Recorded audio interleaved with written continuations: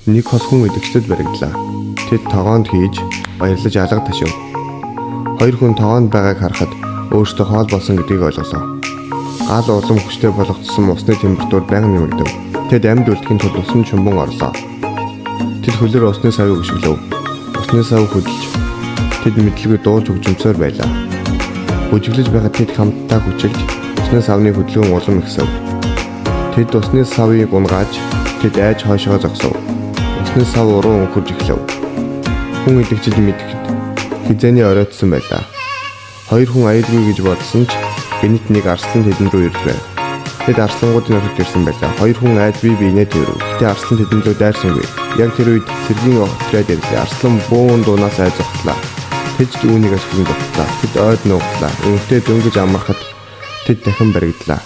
Залуу эргэж харахад эхнэрээ алдсан байлаа.